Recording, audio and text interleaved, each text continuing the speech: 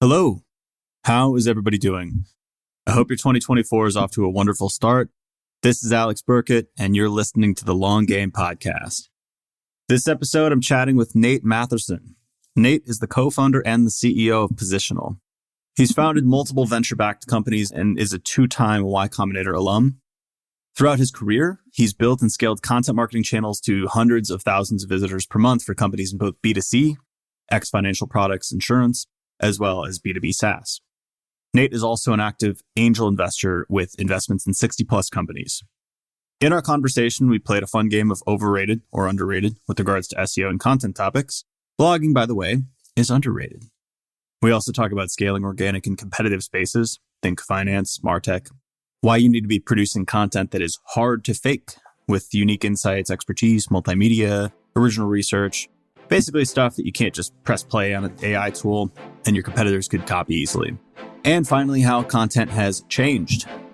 Jam-packed with insights about SEO and content. You're going to love this one. Without further ado, here's my conversation with Nate Matherson.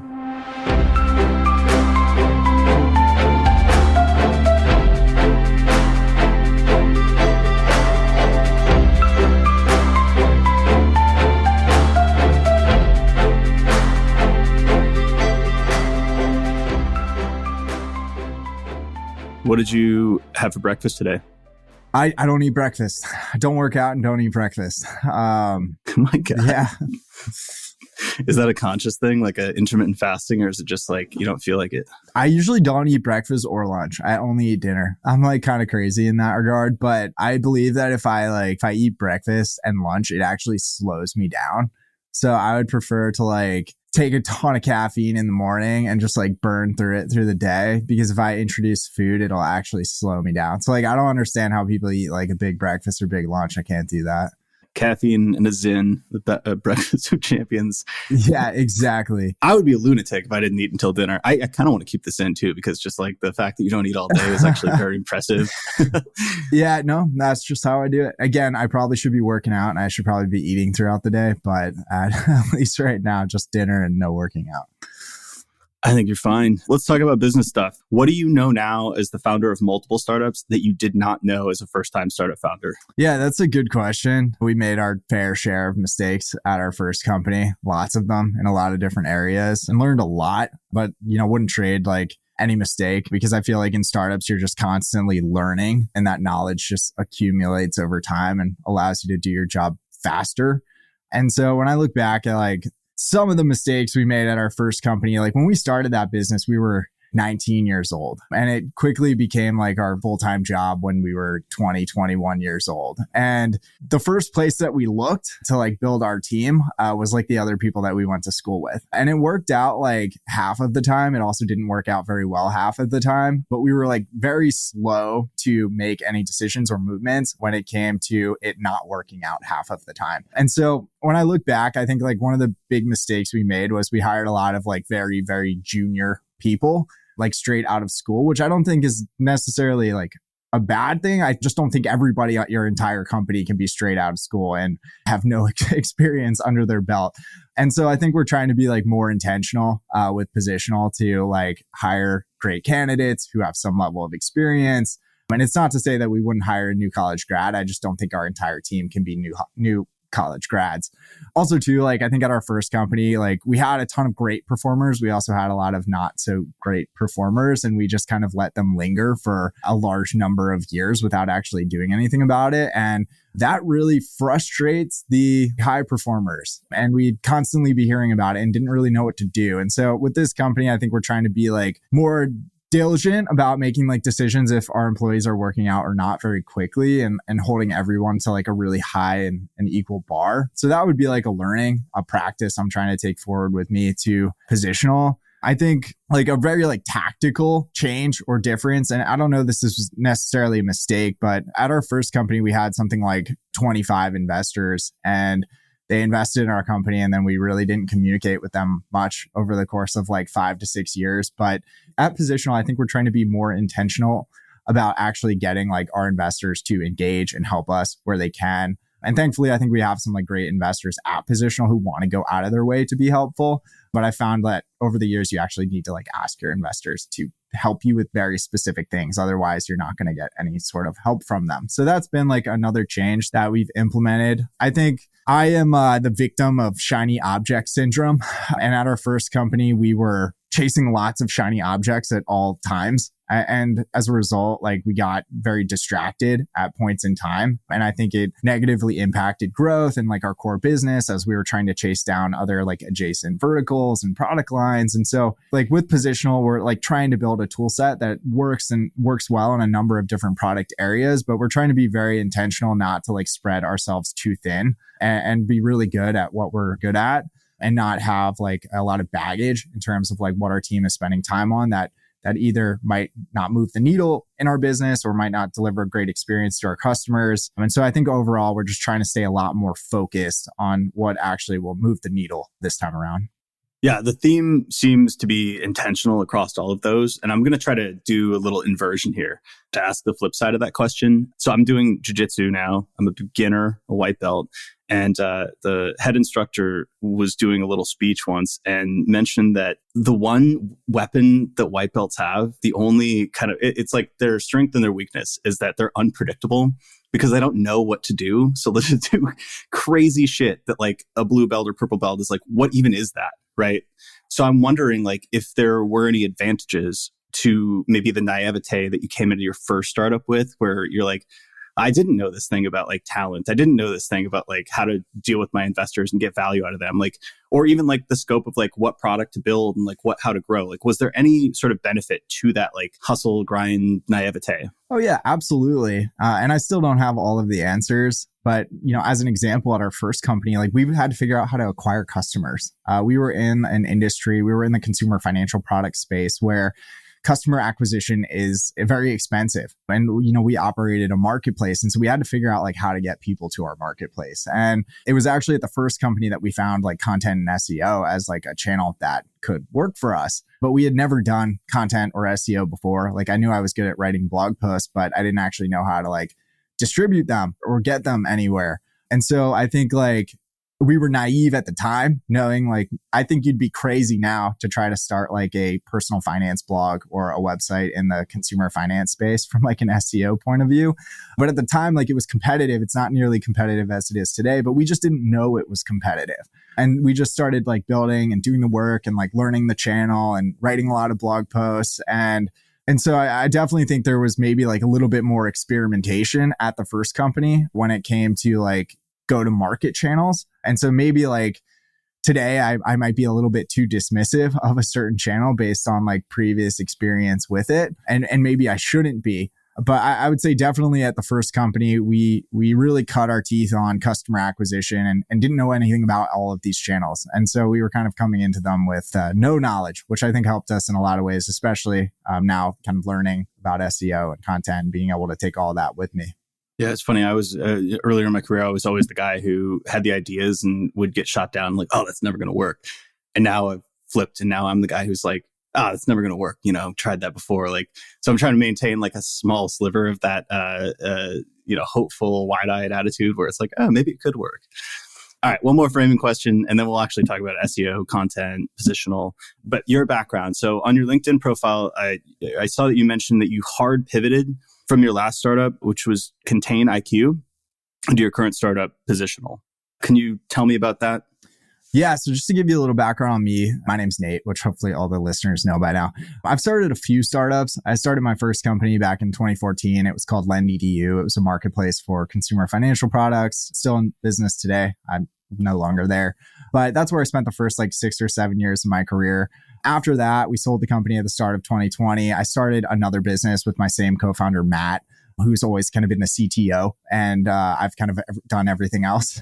But we've got like a great working relationship. And we knew we wanted to start another company together. And for the first like 6 to 7 years of our careers, like we were in a very transactional space. We saw the customer one time, we made money, and then we never saw them again. And so when we were thinking about like business that we wanted to start, number 2, we wanted to build a SaaS company and we wanted to like bite off like the largest SaaS category we could find. And so Matt and I spent about like 6 months towards like the back half of 2020, trying to figure out like what we wanted to build next. We knew it needed to be SaaS and we knew it needed to be big. And so we decided to start company number 2, which was called Contain IQ, which was in the Kubernetes observability space. We competed against companies like Datadog and New Relic. We had a unique approach with eBPF. And ultimately, like it didn't go as well as we hoped. We got into Y Combinator for the second time with Contain IQ. We raised like a $2.5 million seed round. But then after about 2 years, like it just wasn't going in a positive direction in terms of customers and revenue. And we kind of just had the sense that like something was off. But we kind of stumbled around for like 8 months, trying to make like micro pivots, trying to unlock growth with some new feature. And we just couldn't find it. And then we finally decided to do like a hard pivot to Positional February 1st of 2023. And so I'm probably the only founder on this podcast that you're going to talk to that pivoted from like dev tools observability to tools for marketing and growth teams. But that's kind of back to what we know best. Technically, it's company number 2 when I look at the entities. So like my wife likes to joke that it's company number 3, but I always remind her that like it's the same corporate entity. So it's really just still company number 2. So we did a hard pivot. We like kept our team intact. So we had a great team of engineers. And we did the pivot, kept the investors intact, and we didn't really have that much runway left. So we had like a few months of runway. We ended up like selling our code base that we had built from Contain IQ to like a later stage startup. We ended up selling our blog. We built what became like, I think, the largest Kubernetes blog over about 14 months at Contain IQ. So we sold that. So we had kind of like a mini yard sale of our previous business. That allowed us to like raise some cash, kind of extend out runway. And then we kind of just went full steam into building Positional. So Positional today is a tool set for content marketing and SEO teams. I've wanted to start this company since 2019, but the reason that we didn't start it in 2020 was because I think I was just very jaded with SEO. At our first company, we were fully reliant on content and SEO as our primary customer acquisition channel. And, you know, back in 2018, 2019, there had been a series of algorithm updates and I was just tired of SEO. But like we had built a lot of internal tooling at our first company to support our content and SEO teams. And so Matt and I had always kind of joked like, hey, there's probably other companies that would benefit from some of these tools too. And so it took me a few years to like fall back in love with SEO after being a little jaded there from some of the algorithm updates that happened in 2019. And so when we were thinking about building Positional, we knew very clearly what we wanted to build. And that's what we've tried to do over the last 10 months or so. I mean, it's funny in some ways because it's like SEO and content, speaking personally, right now feels very in flux and it seems to be hard to predict the future, right? And even SEO itself, like every investment you make is sort of a prediction of a future state, right? You write an article, you predict that one, it's going to be high enough quality to rank and also that people are going to be continuing to search for this and with enough intent to make it worthwhile for your business. But there's a crazy amount of updates going on now. And I think Kevin Indig wrote an article about how volatile is the word for 2023, at least. So it's like, how are you thinking about, I mean, you're building product, right? Which is inherently a bet on the future. How are you all thinking about building product in what seems to me and other people to be such a kind of crazy space right now? Yeah, it's a good question. And when we did the pivot and told our investors that we were going to be building in the SEO tooling space, like a few of them sent me articles that said like SEO is dead. And I'm like, oh, thanks for the help. and you know, like I'm extremely biased here, but you know, I do think like organic search is going to be a great channel like well into the future. And I'm not like a Google bear. I'm very much still like bullish on Google as a business and their business model. Again, extremely biased. But I think we've heard like Google search teams say that like they're not trying to reduce the visibility of publishers in search. I think they've been very clear that even if the UX and UI changes around search, they know that sending traffic to publishers is just an important input in the ecosystem to actually deliver their searchers better quality experiences and results. So I'm of the perspective that like search might change from a UX UI standpoint. Google will still prioritize publishers, I think. I could be wrong, but I always say to our customers that if you're creating like uniquely helpful and valuable content, even if like the distribution or retrieval mechanism changes and it's not organic search anymore, I hope that like if that content is actually really helpful and interesting, there will be many other distribution channels that you could also promote that content on or share that content. And so when I think about like our tool set at Positional, like of course we've got like core SEO tools, like tools for keyword research, content optimization, internal linking, things like that. But I think we're making like kind of two different bets too. So we're launching our conversion rate optimization tool set this year, making a big step in that direction with our buyer journeys product in January. And so I think like we're fundamentally trying to differentiate our offering with like a CRO and conversion rate optimization product inside it. And I've seen in the past, that's where there's often a big disconnect between the content and SEO team and then like the team that actually needs to like make money. So we're trying to like close that gap and like bring those two roles together with our tool set. And so whatever the channel that traffic is coming to your website, like I want to be a part of converting it. And then also too, we're launching our socials tool set, which is largely focused on like content repurposing and redistribution. And so I think we're taking a couple bets like outside of just traditional SEO pure play tooling here in 2024, which I think are important for the business. We're not necessarily trying to like de-risk the business for everything I mentioned before. That's kind of how I'm thinking about our business right now.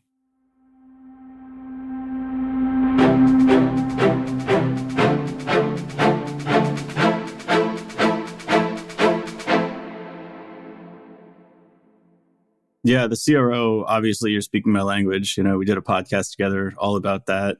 And anybody who's listened to more than 2 episodes where I'm interviewing somebody knows that I used to work in CRO. It's kind of the missing piece in most of the content and SEO programs that we come in and work on. I actually had a question planned, and this is the perfect parlay into this, but one of the features that I found notable in Positional is the content analytics functionality.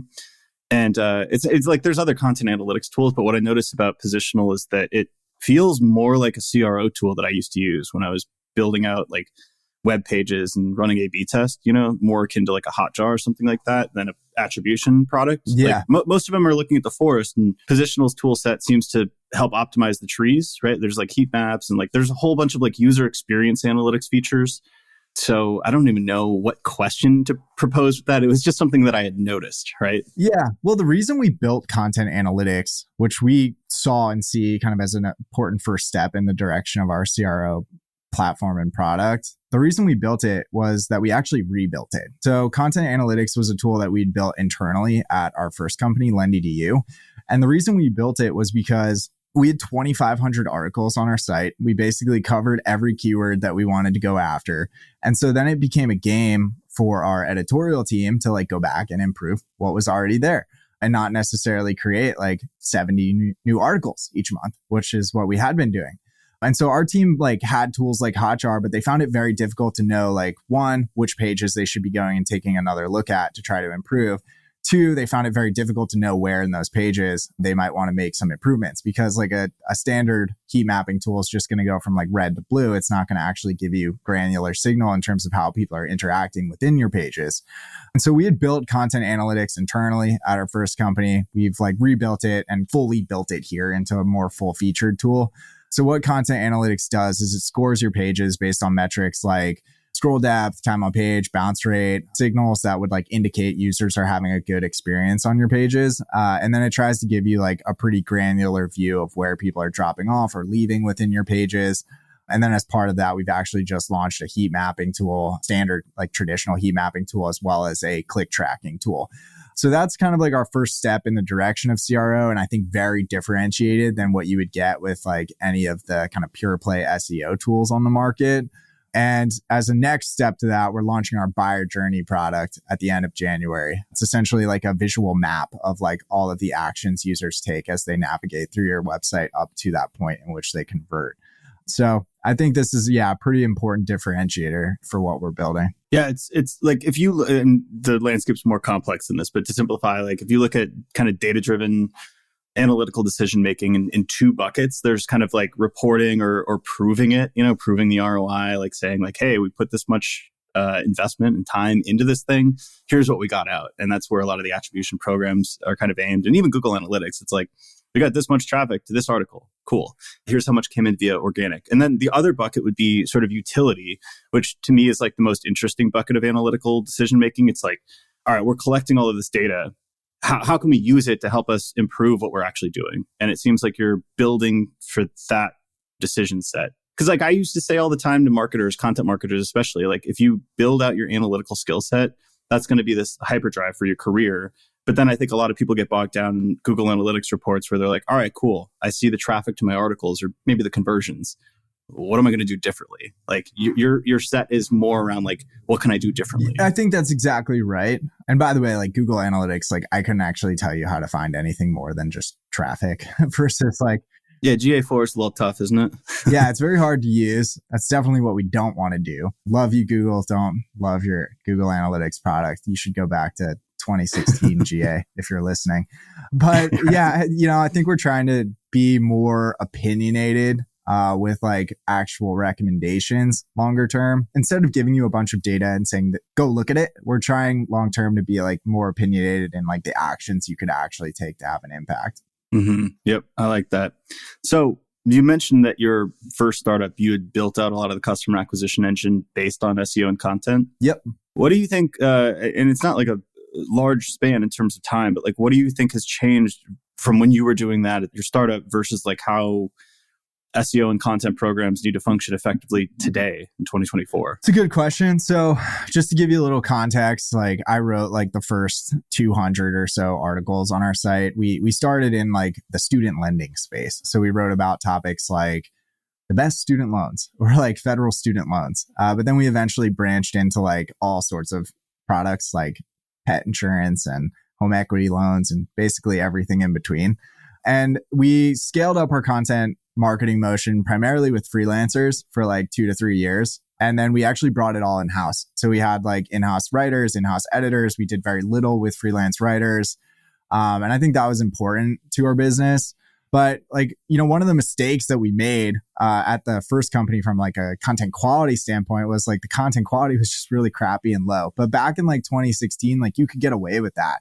And so like from 2017 to 2019, we basically had to go back and rewrite and improve like all of the articles on our site because the bar was just too low in terms of quality. So I don't know if this answers your question, but I would say one of the things that's changed is just like the bar for the quality of content and the helpfulness and the unique helpfulness of that content, I think is a lot higher, which I think is a good thing for searchers and readers. And ultimately, I think would have a positive impact on conversion too, because like people like to say like, oh, it's just SEO content. Yeah, like, but if you're driving traffic to the site, like it also needs to be like helpful content for a potential buyer or customer. Like you want to put your best foot forward. And so I think like Google will always say, do what's best for the reader. I think that's also helpful from a conversion standpoint too, by just increasing the bar in terms of content quality over and over again. So I think that's changed. I think that's like important today. It wasn't necessarily as important in like 2014, 2015, 2016. I think search is a lot more competitive than it used to be. Like back in like the keyword spaces that I used to operate in, like this was before Forbes, before like CNBC, before like US News was trying to rank for like every keyword. And so back in like the good old days, like, when we were trying to rank for a keyword, it would just be other content sites or like other, sites in our industry. But like, I think something that's changed in a lot of the SERPs is now that you have all of these like legacy publishers also competing in a lot of these high value topic areas, search has just gotten a lot more competitive. And I think just generally a lot more companies are thinking about SEO and content than they weren't as much, I don't think, in 2016. So I think, again, like kind of the bar is a lot higher for the work that we need to do. It's a lot more competitive than it used to be. What that means is it's going to require a lot more upfront investment for companies in order to build this channel than it used to. And also, I think companies are going to need to be more patient in terms of actually like seeing results. I think the time to rank, especially in some of these higher competition categories, is a lot longer than it used to be. And so I think we need to be more patient. We need to invest more. We need to have a higher bar. I don't know if I directly answered your question, but hopefully some of that was interesting. A lot of that was interesting. I have been thinking recently about expectation setting with SEO and how almost all channels seem to be a little bit less effective than obviously they were in 2020, 2021. But, there was market correction and people kind of reevaluated like what true valuations were. And I think in some especially some industries, SaaS and MarTech, like we need to reset our expectations on what a good SEO outcome is. And I'm glad you touched on that point of SEO content, because I get frustrated to no end when people kind of delineate between SEO content, which is bad, and thought leadership, which is like the ultimate good. I'm like, you can become a thought leader through SEO. You can write good content that also ranks. Like, It's like, I don't know where we came up with these two separate mutually exclusive buckets, but like, I'm glad you touched on that point. For the quality question, I'm curious. There's, a bunch of different dimensions that you could include in quality.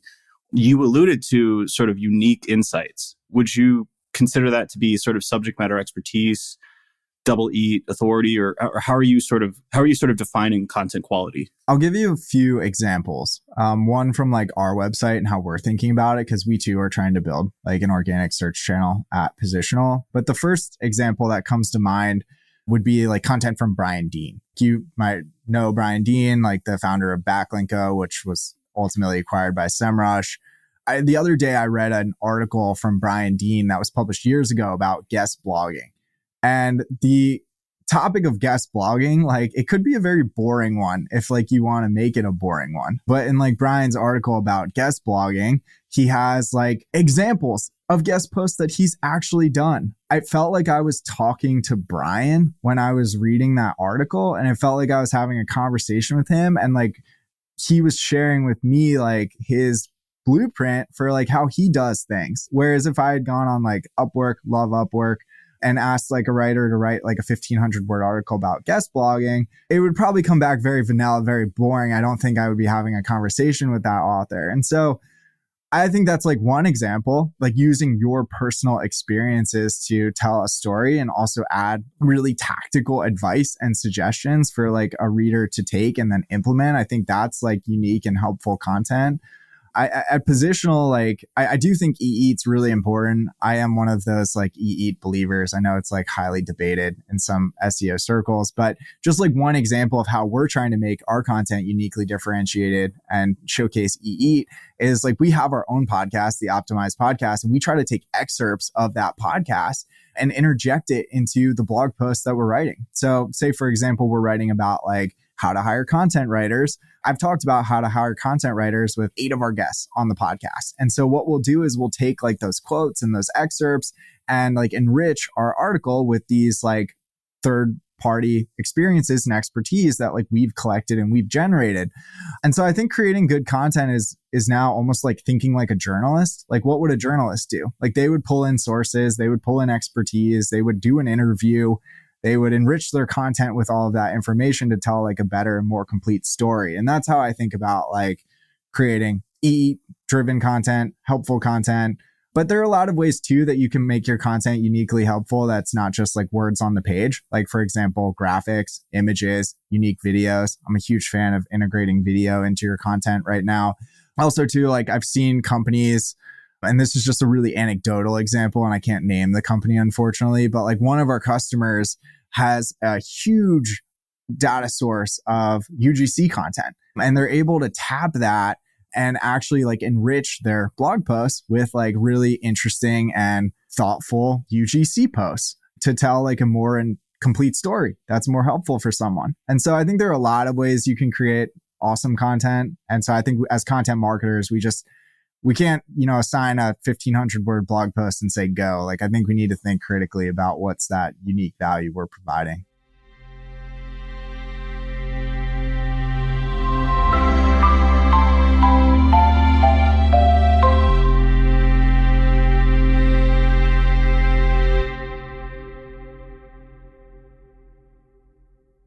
And a lot of what you described there, I call it hard to fake aspects, because I think AI is an accelerator. It's not like it was a thing before AI was proliferating on the internet, but like if somebody else could do this easily, they probably will, was always my mindset. So like if I'm going to build a program on this and not just hope for a short-term arbitrage opportunity where I get a little traffic for a couple months on this article, if I'm really going to build a program, what is it about myself that provides unique value to this topic? What is it about a multimedia piece that I could create, or original research is one of those things that it's very difficult to conduct.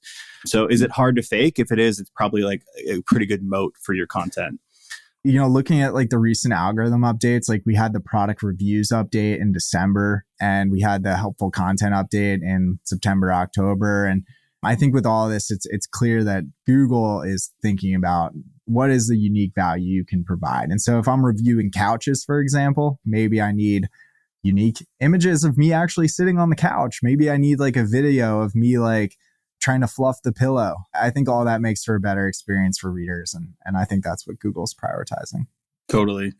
I just realized, like, I don't know why I didn't put these two dots together before the podcast, but I realized that you had started content programs in two of arguably the most competitive spaces, finance and then SEO/content. So I'm wondering if you're like, I don't know, a masochist. Like it feels like the hardest possible, it's like the most abundant content out there. So I guess like all the lessons you're learning are truly like tested and it's not just like this, easy space to operate within. Yeah, I started my career in consumer finance. Like I said earlier on this podcast, I was kind of naive. Like I didn't know it was competitive when I started like in the space.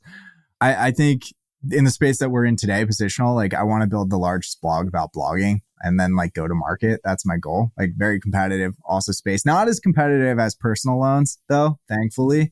But like before this, like when I built the Kubernetes blog, like coming from consumer finance into like a very niche developer world, like it was awesome because like we scaled the blog from like 0 to 200,000 readers a month in like 14 months. And it was like, I think I maybe built like 70 backlinks and like I didn't need hundreds of links. I didn't need thousands of links. It was very easy. So I do still think there are parts of the internet, like even valuable ones that are like not yet that competitive.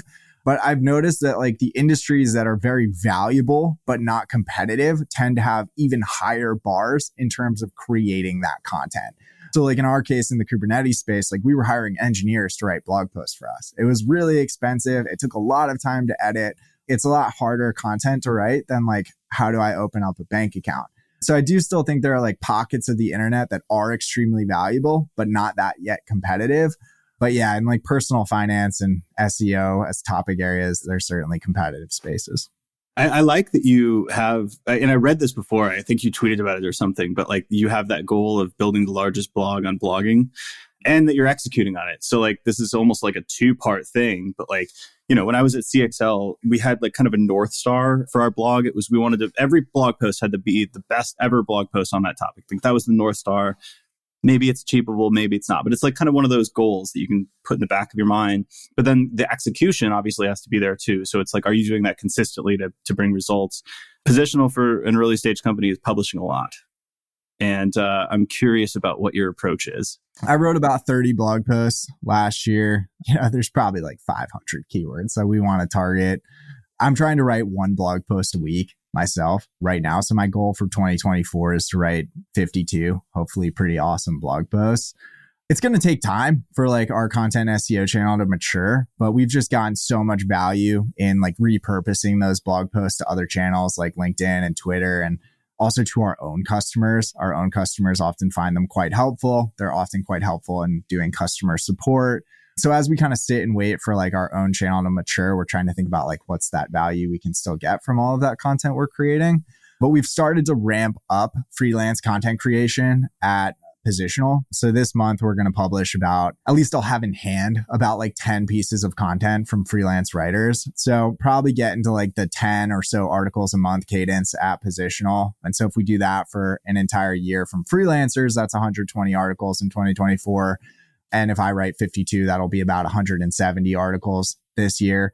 Unfortunately, we're not in a position where I have the budget to be able to go out and get 500 pieces of content created this year. But I think we can at least make a pretty good dent in it in 2024. No, that's a very good pace. Most late stage startups or even public companies aren't publishing at that pace. So what does the system look like? So it sounds like you've done your own keyword research and you've built a roadmap or a backlog of things that are relevant to Positional or that you want to be ranked for. How do you manage the freelancers? How do you coordinate among all of the topics? Like how are you putting all of this together and keeping it on the rails? Yeah. And I do really miss our editorial team from my first company. I had such a great time working with them, but now I am like At Positional, we're a much smaller company. I'm like our editor in chief. And so in my role, I'm the one who's doing all of the keyword research. So I'm like picking the topics we're writing about. And at least doing keyword research in our industry is quite easy. There's a lot of pretty obvious keywords we'd want to hit. And also too, we try to keep tabs on like all of the questions our customers are asking us or potential customers are asking us. And those often go to like the top in terms of priority as we're thinking about like what keywords we want to target or cover. So I'll do all the keyword research myself. I'm a big believer in getting into 2-month planning exercises. So basically every 2 months, I'll like map out like, here are the pieces of content we want to get created in the next 2 months. I don't believe in assigning content to freelance writers like every week. And so we try to give them like their, schedule for the next 1 to 2 months so they know exactly what they're going to be writing, when they're going to write it. So what I'll do is I'll typically spend about like 20 minutes creating an outline for that piece of content after I've identified the keyword. I think outlining is probably like the highest leverage activity in the content creation process. So we spend a ton of time there. I don't want to talk my own book, but like at Positional, we have a content optimization tool. So like what I'll do is I'll like run a report on a keyword, get some feedback, some suggestions in terms of what that article should look like, maybe some keywords to include. Once I've got the outline together, I'll then share that outline with the freelance writers, typically on like a monthly or bi-monthly basis for their next batch of work. They will also have access to our content optimization tool that they can work from. Once we get that piece of content back, I then review it myself quickly just to make sure that it didn't there's not something structurally wrong. But I think as long as you're diligent with your content outlines, like you'll be pretty happy with what you get back. And I really love working with freelance writers that can follow the outline and source. And so if you do those two things, like you should email me if you want to write content for Positional. The next thing I'll do is I'll hand it off to our copy editor. Shout out to Charles. He's the man. He receives the content. He does an edit on it. He like polishes it, gets it ready to go. He'll help me with some internal linking too, where he sees some opportunities to do so, which we also have a tool for at Positional. And then after I get it back from Charles, I might do like one quick pass on it, maybe spend like 5-10 more minutes looking at that piece of content. And then I'll hand it off to Vanessa. Vanessa is like part of our team, and she actually takes that content and publishes it to our CMS. And so we've kind of built like a factory line where like each step has a process, each step has a date. We know when we want to publish that content. And if I'm not writing the content myself, then my job is basically to act as like quality assurance through that content creation pipeline. And then after we publish it, then it'll go into the queue to be like cut up into a smaller piece of content, whether it's on LinkedIn or Twitter or somewhere else. And then it'll also go out in our weekly newsletter. So it's really just like a factory line. It's ironed out. I love it.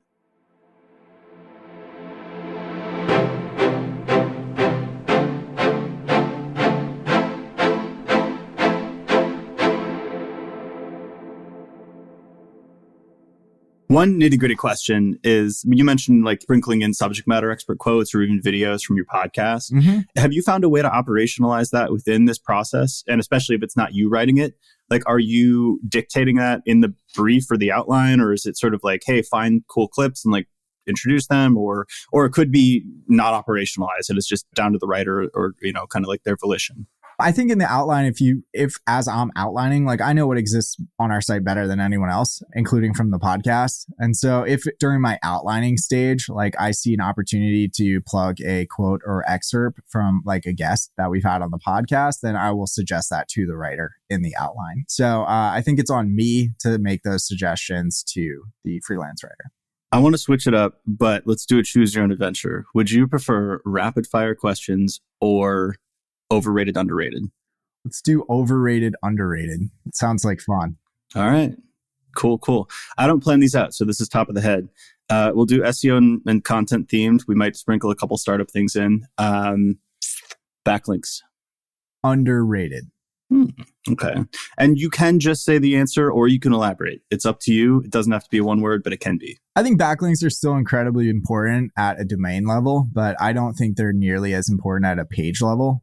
We used to spend a lot of time building backlinks to very specific pages on our site. I don't actually care about that anymore. I just want to be building backlinks to my website as a whole. And I saw like firsthand, like recently, like a year ago, that like when we made a diligent backlink building campaign effort on our Kubernetes site. And again, we didn't need hundreds of them. I think I built maybe like 70 links over the course of like 6 months. We noticed like it really put fuel on the fire in terms of accelerating traffic and rankings for our site. And so I do think like backlinks are for certain industries kind of like a qualifying time. Like if you want to run in like the Boston Marathon, you have to like qualify or like donate a whole bunch of money. But in this case, I'm trying to qualify. And so I think backlinks in certain industries get you in the running. And then I also think backlinks at a domain level will just kind of accelerate traffic and performance for the entire site, but not as important at an individual page level basis. Mm-hmm. How about internal links? Underrated. I think internal linking is more important than backlinks, especially for like, let's say a Series B company, Series C company, maybe an enterprise that already has hundreds or thousands of links. Like by building like an incremental backlink to a site that's already got 2,000 of them, it's not going to do anything in my opinion. But by really thoughtfully like moving around some internal links on a site that's got like hundreds of pages, I think that can have a huge impact. So I would say like, I've spent hundreds of hours internally linking. I think it's super underrated.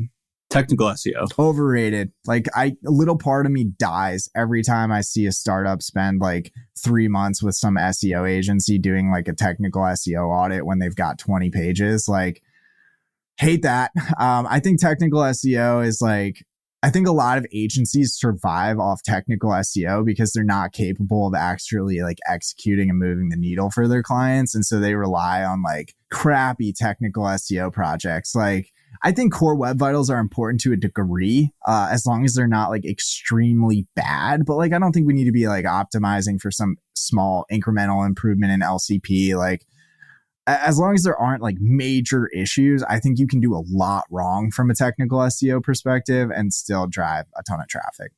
Yeah, totally agree. B2B podcasting.